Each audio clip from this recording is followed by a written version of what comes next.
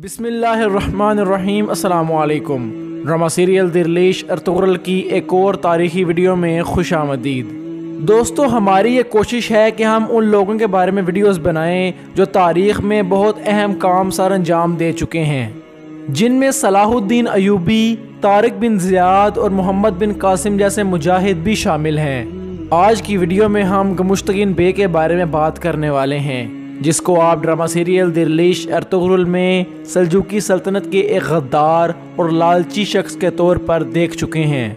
Drama serial درویش Ertugrul میں یہ بھی دکھایا گیا کہ اس نے ارطغرل غازی کو نقصان پہنچانے کے لیے کتنے ہتھ کنڈے استعمال کیے، اور آخر کار یہ ارطغرل غازی کے جال میں پھنس گیا اور اپنی جان کی بازی ہار بیٹھا۔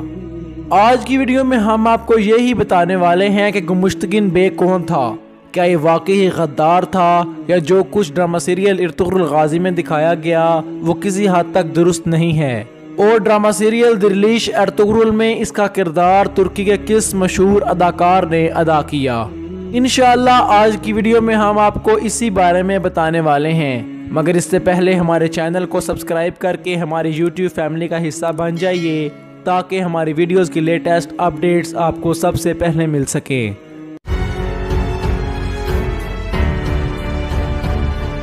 دوستو، اگر ہم تاریخ کا مطالعہ کریں تو تاریخ میں اس نام کے ہمیں دو شخص ملتے ہیں، جس میں سے ایک کا نام دانشمند احمد غازی تھا اور دوسرا دانشمند غازی کا بیٹا گمشتگین غازی تھا۔ اس کو تاریخ میں ملک غازی گمشتگین کے نام سے بھی جانا جاتا ہے۔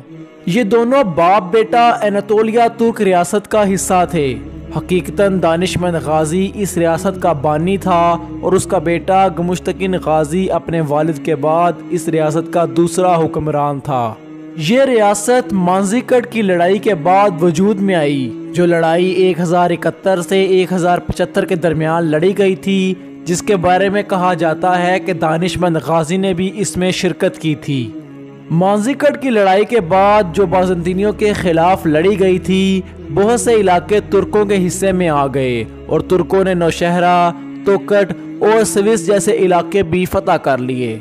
دوستو، تاریخ میں دانشمند غازی کے بارے میں اتنی معلومات موجود نہیں ہے، البتہ کہا جاتا ہے کہ یہ ایک ایماندار اور سچا شخص تھا، جس نے پرشیا تک علم کے لیے جدوجہد کی۔ ان کے بارے میں کنفیوژن اس وقت پیدا ہوتی ہے جب ان کے اور ان کے بیٹے کے نام کے ساتھ گمشتگین لگتا ہے۔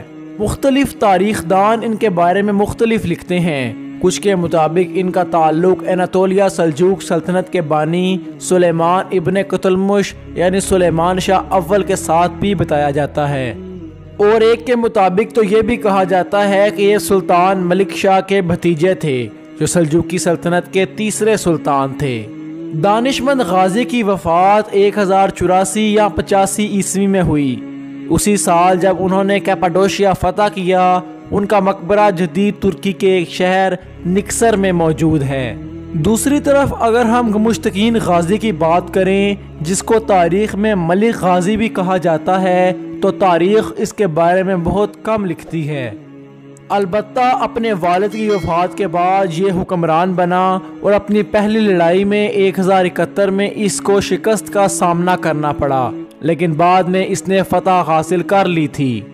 1071 میں اس نے توتگین کو شکست دے دی اور 1103 میں اس نے ملاٹیا پر قبضہ کر لیا تھا۔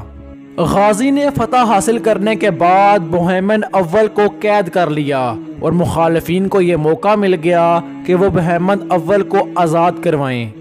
انہوں نے پرنس بوہیمن اول کو آزاد کروانے کے لیے انقرہ پر قبضہ کرتے ہوئے نکسر کی طرف روانگی اختیار کی اور 1000 کے لشکر کے ساتھ شکست کھا گئے۔ ڈرامہ سیریل درویش ارطغرل میں دکھائے گئے توتگین، آرتک بے اور گمشتگین بے تاریخی لحاظ سے ایک ہی دور میں موجود تھے۔ دوستو، ہم نے ڈرامہ سیریل ارطغرل غازی میں دیکھا کہ گمشتگین بے امیر سعد الدین کوپیک کا قریبی شخص تھا۔ یہ ارطغرل غازی سے اس لیے نفرت کرتا تھا کیونکہ وہ قبیلے کا سردار بننا چاہتا تھا اور ارطغرل غازی اس کے راستے میں رکاوٹ بنے ہوئے تھے۔ ارطغرل غازی نے اس کی غداری کو پہچانتے ہوئے اس کا سر قلم کر دیا۔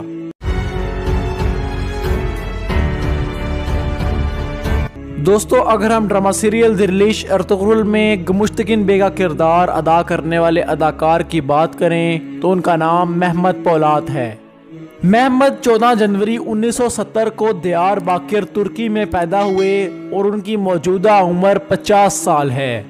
दोस्तों अगर आप ड्रामा सीरियल दिल्लीश अर्तुगरुल और कुर्लुश उस्मान के किरदारों की हिस्ट्री और बायोग्राफी जानना चाहते हैं तो हमारे चैनल को ज़रूर विज़िट कीजिए और डिस्क्रिप्शन देखिए जिनमें उन वीडियोस के लिंक दे दिए गए हैं। ये थी आज की वीडियो। अगर आपको वीडियो अच्छी लगे तो ज़रूर लाइक कीजिएगा, चैनल को सब्सक्राइब करना ना भूलिएगा और दोस्तों के साथ ज़रूर शेयर कीजिएगा।